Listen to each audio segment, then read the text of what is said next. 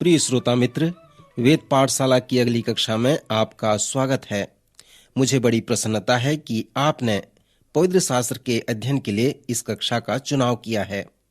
पवित्र शास्त्र के 66 पुस्तकों के सर्वेक्षण में हमने उत्पत्ति की पुस्तक का प्रारंभ किया था और अब यह हमें लगभग पवित्र शास्त्र के अंत तक ले आया है, अर्थात अब हम यूहन्ना की पहली पत्री तक आ गए हैं। इस पत्री के प्रथम 16 पद को मैं मेरे विश्वास की परिधि कहता हूँ। श्रोता, जैसे मैं इन पद को पढ़ता हूँ तो आप देखें कि उस विश्वास की परिधि को आप प्राप्त कर सकते हैं कि नहीं। यहाँ इस प्रकार लिखा है, उस जीवन के वचन के विषय में जो आदि से था, जिसे हमने सुना और जिसे अपनी आंखों से देखा, वरन जिसे हमने ध्यान से देखा और हाथों से छुआ, यह जीवन प्रकट हुआ और हमने उसे देखा और उसकी गवाही देते हैं और तुम्हें उस अनंत जीवन का समाचार देते हैं जो पिता के साथ था और हम पर प्रकट हुआ। जो कुछ हमने देखा और सुना है उसका समाचार तुम्हें भी देते हैं, इसलिए कि तुम भी हमारे साथ सहभागी हो और हमारी यह सहभागिता पिता के साथ और उसके पुत्र यीशु मसीह के साथ है। और ये बातें हमें इसलिए लिखते हैं कि हमारा आनंद पूरा हो जाए। जो समाचार हमने उससे सुना और तुम्हें सुनाते हैं वह यह है कि हमारे परमेश्वर जो ज्योति में है और उसमें कुछ भी अंधकार नहीं। यदि हम कहें कि उसके साथ हमारी सहभागिता है और फिर अंधकार में चलें तो हम झूठे हैं और सत्य पर नहीं चलते। पर यदि जैसा वह ज्योति में है वैसे ही हम भी ज्योति में चलें तो एक दूसरे से सहभागिता रखते हैं और उसके पुत्र यीशु का लहू हमें सब पापों से शुद्ध करता है। और यदि हम कहें कि हम में कुछ भी पाप नहीं तो अपने आप को धोखा देते हैं और हम में सत्य नहीं। यदि हम अपने पापों को मान लें तो वह हमारे पापों को क्षमा करने और हमें सब अधर्म से शुद्ध करने में विश्वास योग्य और धर्मी है। यदि हम कहें कि हमने पाप नहीं किया तो उसे झूठा ठहराते हैं और उसका वचन हम में नहीं है। हे मेरे बालकों, मैं ये बातें तुम्हें इसलिए लिखता हूं कि तुम पाप न करो। और यदि कोई पाप करे तो पिता के पास हमारा एक सहायक है, अर्थात धार्मिक यीशु मसीह, और वही हमारे पापों का प्रायश्चित है, और केवल हमारे ही नहीं वरन सारे जगत के पापों का भी। यदि हम उसकी आज्ञाओं को मानेंगे तो इससे हम जान लेंगे कि हम उसे जान गए हैं। जो कोई यह कहता है कि मैं उसे जान गया हूं और उसकी आज्ञाओं को नहीं मानता, वह झूठा है और उसमें सत्य नहीं। पर जो कोई उसके वचन पर चले उसमें सचमुच परमेश्वर का प्रेम सिद्ध हुआ है। हमें इसी से मालूम होता है कि हम उसमें हैं। जो कोई यह कहना चाहता है कि मैं उसमें बना रहता हूं, उसे चाहिए कि आप भी वैसा ही चले जैसा वह चलता था। श्रोता मित्र, इन पदों में अनेक सच्चाई भरे हुए हैं। ऐसा कहा जाता है कि यदि कोई मनुष्य कुछ नहीं जानता तो वह मूर्ख है। उसके लिए यह बड़े लज्जा की बात है। और यदि कोई मनुष्य कुछ नहीं जानता और वह ये जानता है कि वह कुछ नहीं जानता है तो वह बालक है, उसे सिखाओ। यदि वह मनुष्य जानता है और जो जानता है उसे नहीं जान पाता है तो वह निद्रा में है, उसे जगा दो। पर यदि कोई मनुष्य जानता है और जो जानता है उसे भी वह जानता है तो वह एक अगुआ है, उसका अनुसरण करो। श्रोता, इसी तरह से यूहन्ना की पहली पत्री को लिखा गया है। उसे उसी ने लिखा है जिसने यूहन्ना रचित सुसमाचार को लिखा है। इस लेखक ने दूसरे व तीसरे यूहन्ना की पत्री और प्रकाशित वाक्य को भी लिखा है। और उसने हमें हमेशा कहा है कि क्यों उसने इसे लिखा। क्या आप स्मरण करते हैं कि जब उसने अपनी सुसमाचार लिखा तब उसने हमें कहा कि क्यों उसने इस महिमामय चौथे सुसमाचार को लिखा है। उसने कहा है, यीशु ने और भी बहुत से काम किए हैं।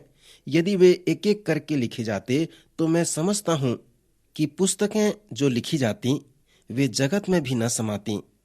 फिर उसने यूहन्ना रचित सुसमाचार के 20वें अध्याय के अंतिम 2 पद में लिखा है, यीशु ने और भी बहुत चिन्ह चेलों के सामने दिखाए जो इस पुस्तक में लिखे नहीं गए, परंतु ये इसलिए लिखे गए हैं कि तुम विश्वास करो कि यीशु ही परमेश्वर का पुत्र है और विश्वास करके उसके नाम से जीवन पाओ।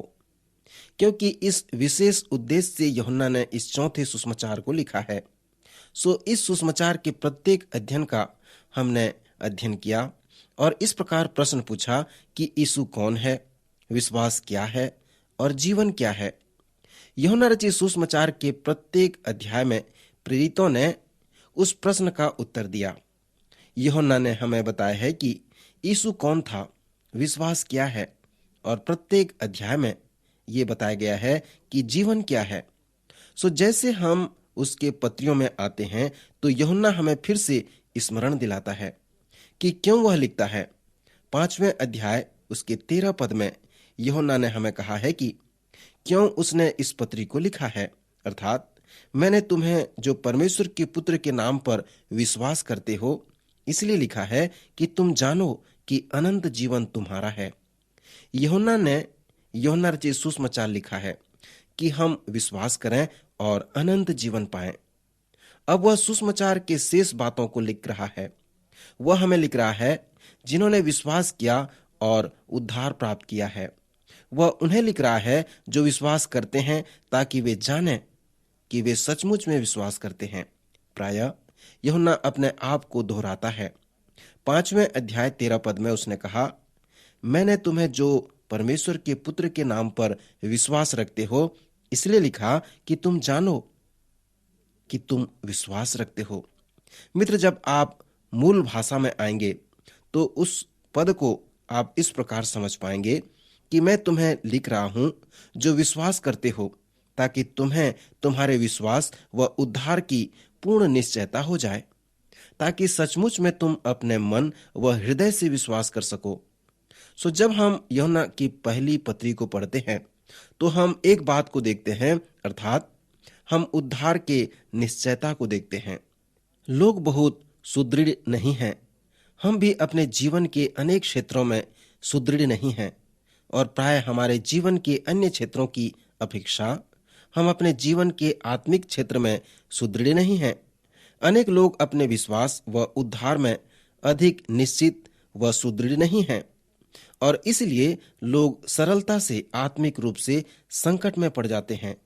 यदि आप निश्चित व सुदृढ़ नहीं हैं और यदि आपको उद्धार की निश्चयता नहीं है तो यूहन्ना कहता है कि मैं तुम्हें यह इसलिए लिखता हूं कि तुम निश्चित रूप से जानो कि अनंत जीवन तुम्हारा है।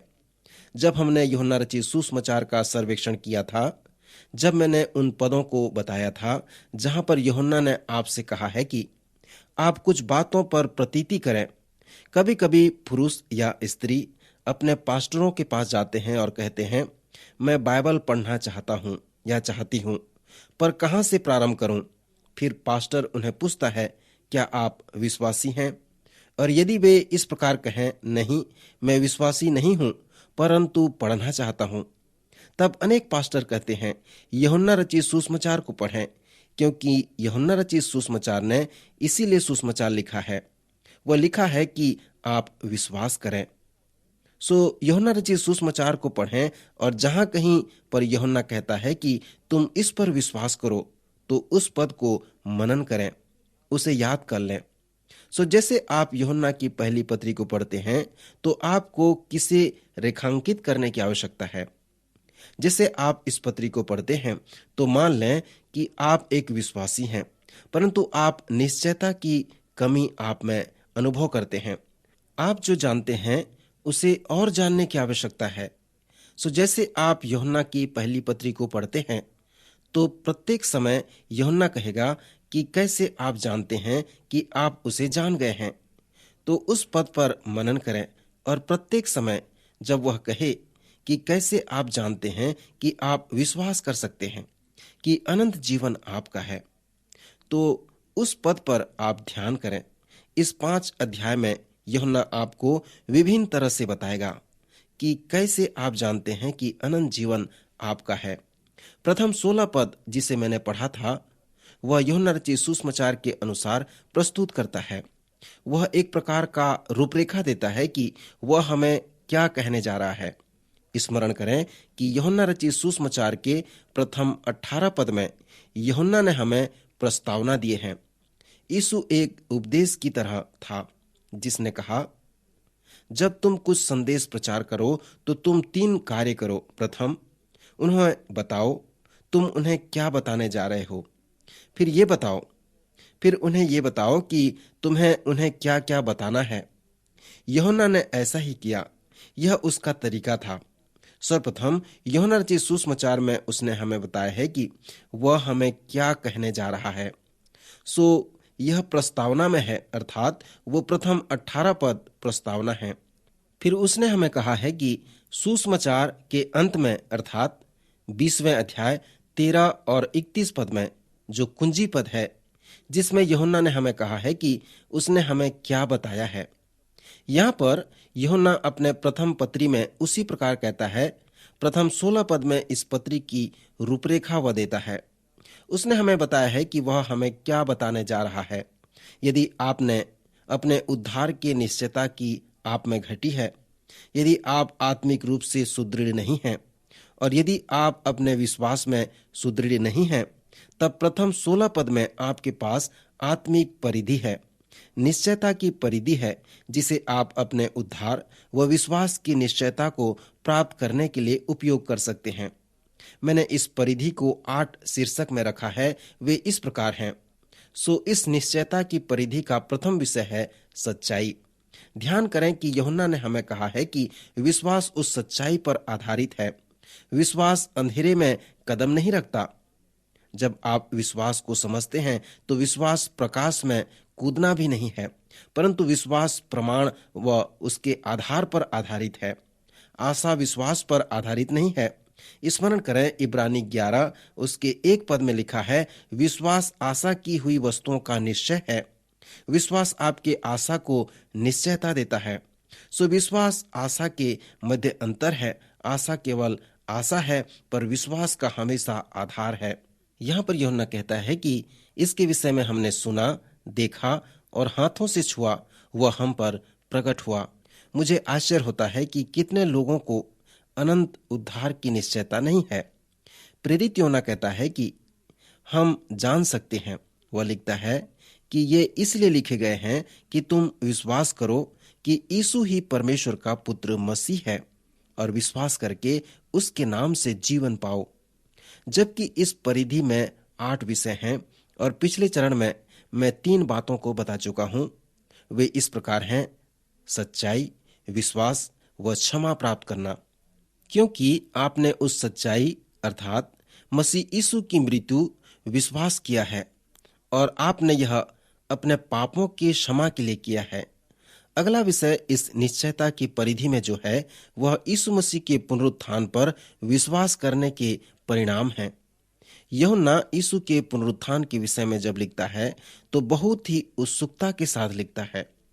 लिखा है, उस जीवन के वचन के विषय में जो आदि से था, जिसे हमने सुना और जिसे अपनी आंखों से देखा, वरन जिसे हमने ध्यान से देखा और हाथों से छुआ। यूहन्ना यहाँ पुनरुत्थित मसीह यीशु के विषय में लिख रहा है। इसी मसीह के पुनरुत्थान के विषय में प्रेरितों ने प्रेरितों के काम नामक पुस्तक में प्रचार किया था। क्योंकि यीशु मसीह के पुनरुत्थान की सच्चाई सुसमाचार के लिए रोचक सत्य है। क्योंकि उस पुनरुत्थान की सच्चाई पर जो विश्वास करते हैं, जो उसके साथ संगति रखते हैं और वास्तव में मृतकों में से जी उठने वाले जीवित मसीह यीशु के साथ संगति रखते हैं, पतरस उस सच्चाई से प्रभावित था कि आप मसीह यीशु को जान सकते हैं। पौलुस भी इस सच्चाई से प्रभावित हुआ था, अर्थात मसीह में स्वर्गीय स्थानों में ईश्वरीय उपस्थिति में आप उन आत्मिक आशीषों को प्राप्त कर सकते हैं। प्रेरित यूहन्ना भी मसीह के उस पुनरुत्थान से प्रभावित हुआ था। यद्यपि यीशु मसीह की क्रूस पर मृत्यु एक रोचक सच्चाई है, फिर भी उसने बढ़कर उसके पुनरुत्थान की सच्चाई और भी अधिक रोचक विषय है। यीशु का पुनरुत्थान अर्थात वह मृतकों में से जी उठा, वह जीवित है और वह आज विद्यमान है। आप उसे जान सकते हैं, उसके संग संगति रख सकते हैं। संगति अर्थात उसके साथ सहभागिता रखना। वह आपके साथ है। जिस प्रकार वह पतरस के साथ नाव में उसके साथ था, वह आपके साथ रह सकता है। वह आपके नाव में रह सकता है और उसी आश्चर्य कर्म को आपके लिए कर सकता है। आप कह सकते हैं कि मैं नहीं परंतु वो है और वो मेरे संग है। मैं नहीं कर सकता परंतु वो कर सकता है क्योंकि वो मेरे संग है। सो यह जानना बड़ा रोचक विषय है कि मसीह आप में है, संगति रख सकता है, आप उससे सहभागिता रख सकते हैं। यदि आप किसी के साथ सहभागिता रखते हैं, जैसे व्यवसाय में, तो जो कुछ आपके पास है वह आपका सहभागी का भी है और जो कुछ आपके सहभागी का है वह सब आपका भी है। आप सहभागी हैं, आप उन्हें एक साथ बांट सकते हैं। आप इस पर विचार करें। मसीह के साथ सहभागिता, यह एक रोचक विषय है। यीशु मसीह मेरा सहभागी है या साथी है, अर्थात यह मैं नहीं कर सकता परंतु वो कर सकता है। यह मैं नहीं कर पाया क्योंकि मेरे पास सहभागिता नहीं है, परंतु जब मैं मसीह के साथ सहभागी हो गया तो मैं उसमें होकर ये कार्य कर सकता हूँ। मेरे बराबरी का वो सहभागी है। परंतु ये भी ना भूलें कि जो कुछ भी आपके पास है वह उसका भी है। आप केवल उससे ये नहीं कह सकते कि वह आपके नाव, आपके जीवन, आपकी योजना, आपके कार्य में आए, परंतु आपको उससे कहते हुए यह भी सुनना है कि मैं तुम्हें अपने जीवन, अपनी योजना और अपने कार्य में लेना चाहता हूँ। सो यहाँ पर संगति या सहभागिता दो मार्ग वाले सड़क हैं। ये संगति निश्चयता की परिधि का चौथा विषय है। संगति यीशु मसीह के पुनरुत्थान की सच्चाई पर विश्वास करने का परिणाम है। फिर पांचवा विषय है जहां पर यूहन्ना प्रचार को बंद करने का निर्णय करता है और हमारे व्यक्तिगत जीवन में ये प्रार्थना करना प्रारंभ करता है। यही एक विषय है जिस पर यूहन्ना अन्य विषयों से अधिक इस विषय में वर्णन करता है और वो शब्द है अनुसरण करना या पीछे चलना। इस विषय में वह बार बार लिखता है। जैसे आप निश्चयता के इस छोटे पत्री को पढ़ते हैं, जब आप ये जानना चाहते हैं कि कैसे आप अपने उद्धार के लिए निश्चित हो सकते हैं, यहीं पर वो संदर्भ है जिसे आप जान सकते हैं कि कैसे मसीह के पीछे आप चल सकते हैं। जब लोगों ने यीशु से कहा कि वे उस पर विश्वास करते हैं, तो वह हमेशा कहा करता था, मेरे पीछे हो लो। यदि तुम मेरे पीछे चलोगे तो मैं तुम्हें बनाऊंगा, मैं तुम्हें निश्चित बनाऊंगा, मैं तुम्हें मसीह के जैसा बनाऊंगा और वो सब कुछ बनाऊंगा जिसके लिए तुम बनाए गए हो। यूहन्ना बार बार कहता है, हम जानते हैं क्योंकि हम उसकी आज्ञाओं को मानते हैं और वही करते हैं जिसके लिए हमें आज्ञा दिया गया है। सो इसी प्रकार हम जानते हैं, इसलिए निश्चयता की परिधि में पीछे चलना, अनुसरण करना बहुत महत्वपूर्ण है। अनुसरण करने के बाद इस पत्री के प्रथम 16 पद में कुछ और विषय हैं। उदाहरण के लिए स्वतंत्रता को देखें। यीशु ने हमें स्वतंत्रता के लिए प्रतिज्ञा की है। यूहन्ना रचित सुसमाचार के 8वें अध्याय में यीशु ने कहा, यदि तुम मुझ पर विश्वास करते हो, यह पहली स्थिति है, और मेरे वचन में बने रहोगे और तुम मेरे चेले ठहरोगे। सो यह मसीह के अनुयायियों के लिए दूसरी स्थिति है। यही है जो आप कर सकते हैं, जिसे उसने आपको करने के लिए आज्ञा दिया है। आप प्रशिक्षण पाने वाले विद्यार्थी की तरह हैं कि वह वही कर सकता है जो वह सीख रहा है। यही है शिष्यता। यूहन्ना रचित सुसमाचार के 8वें अध्याय में यीशु ने कहा, विश्वास करना पहली स्थिति है, फिर अनुसरण करना, शिष्य होना दूसरी स्थिति है। फिर वह तीसरे स्थिति का वर्णन करता है। उसने कहा, यदि तुम मेरे वचन में बने रहोगे तो सचमुच मेरे चेले ठहरोगे और सत्य को जानोगे और सत्य तुम्हें स्वतंत्र करेगा। फिर उसने आगे कहा, सो यदि पुत्र तुम्हें स्वतंत्र करेगा तो सचमुच तुम स्वतंत्र हो जाओगे। यीशु यहाँ पर जो सलाह दे रहे हैं वह इस प्रकार है। प्रथम, तुम विश्वास करो, फिर तुम मेरा अनुसरण करो, मेरे वचन में बने रहो, तब एक दिन कुछ होगा। भजन का लिखने वाला इस प्रकार वर्णन करता है, हे प्रभु, मैं तुझे उस गुप्त पृष्ठ पर ढूंढूंगा। क्या आप इस प्रकार कभी किए हैं? आप इस पुस्तक में आए, पर एक दिन परमेश्वर के वचन को मानने से आप कुछ अनुभव करेंगे। आप उस स्वतंत्रता का अनुभव करेंगे और आप जेल से बाहर निकलने का अनुभव करेंगे। इसी तरह से आप अपने पाप व व्यक्तिगत समस्या से स्वतंत्र हो जाएंगे। 60 वर्ष के पश्चात यूहन्ना यीशु से मिलते हैं। उसने प्रकाशित वाक्य की पुस्तक को इन वचन के साथ यीशु को समर्पित किया है। विश्वास योग्य गवाह अर्थात यीशु, जिसने हमसे प्रेम किया और हमें अपने पापों से धोकर शुद्ध किया और हमें राजा व याजक बनाया। यीशु ने कहा, मेरे पीछे हो लो और मैं तुम्हें बनाऊंगा।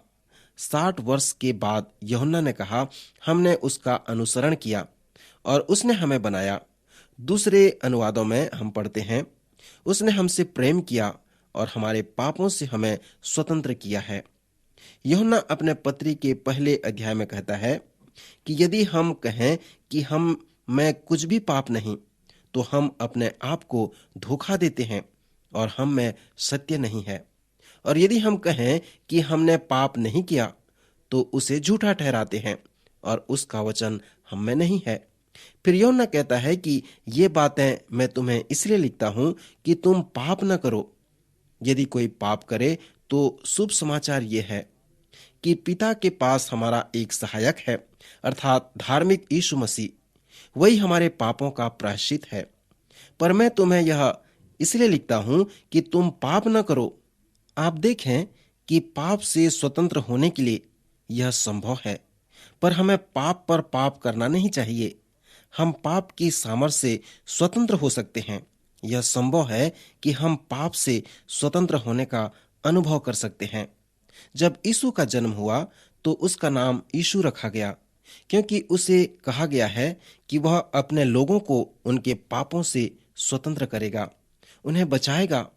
यह इतना ही नहीं कि वह अपने लोगों के पापों को क्षमा करे, परंतु वह उन्हें उनके पापों से बचाएगा और उनका उद्धार करेगा। इसका मतलब उसने अपने लोगों के पापों से उन्हें स्वतंत्र किया। स्वतंत्रता इस निश्चयता की परिधि का 6वां विषय है।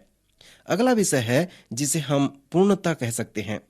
फिर यूहन्ना हमें कहता है कि क्यों वह लिख रहा है। पहला अध्याय 4 पद में यूहन्ना ने कहा, और ये बातें हम इसलिए लिखते हैं कि हमारा आनंद पूरा हो जाए। अनेक लोग इस पूर्णता का अनुभव नहीं कर पाते। यूहन्ना चाहता है कि हम उसकी पूर्णता का अपने जीवन में अनुभव करें। 8वां विषय मैं उसे फलवंत कहता हूं। यूहन्ना हमें परमेश्वर के प्रेम के पूर्ण रूप से दिखाना चाहता है। दूसरे शब्दों में कहें, वह हमारे मसीही अनुभव में परमेश्वर के कुछ फल को देखना चाहता है। इस अध्याय में मैं हमेशा प्रश्न पूछता हूं कि यह क्या कहता है, इसका क्या अर्थ है और मेरे लिए इसका क्या तात्पर्य है। दूसरे शब्द में यह अवलोकन, प्रतिपादन व प्रयोग करना है। फिर चौथा प्रश्न जिसे आप पूछ सकते हैं कि परमेश्वर के लिए इसका क्या तात्पर्य है। मसीह में हमारे जीवन के अनुभव में इस प्रश्न का अच्छा उत्तर है कि इसमें परमेश्वर के लिए क्या है। जैसे तरसुस के साउल का जीवन बदल गया। उसने कहा, प्रभु तू क्या चाहता है कि मैं तेरे लिए करूं। इसे पवित्र शास्त्र फलवंत होना कहता है। जब हमें यूहन्ना 15वें अध्याय का सर्वेक्षण किया था, मैंने कहा था कि यीशु वो दाखलता है जो डालियों को देख रहा है। यीशु मसीह उन डालियों को चाहता है जिसके द्वारा वह फल ला सके। जब वो डाली फलवंत होना चाहता है तो उन्हें दाखलता में बने रहना पड़ेगा। दाखलता फल देखना चाहता है, परंतु बिना डाली के वह फल नहीं सकता। यीशु वो दाखलता है जो डालियों को देख रहा है। वह प्रश्न है कि क्या आप स्वेच्छा से उसके डाली बनना चाहेंगे। श्रोता मित्र, परमेश्वर आपके जीवन से फल देखना चाहता है। परमेश्वर चाहता है कि आपके आत्मिक जीवन में फल लगें। अगले कार्यक्रम में हम फिर मिलेंगे। प्रभु आज के वचन द्वारा आपको आशीष दे।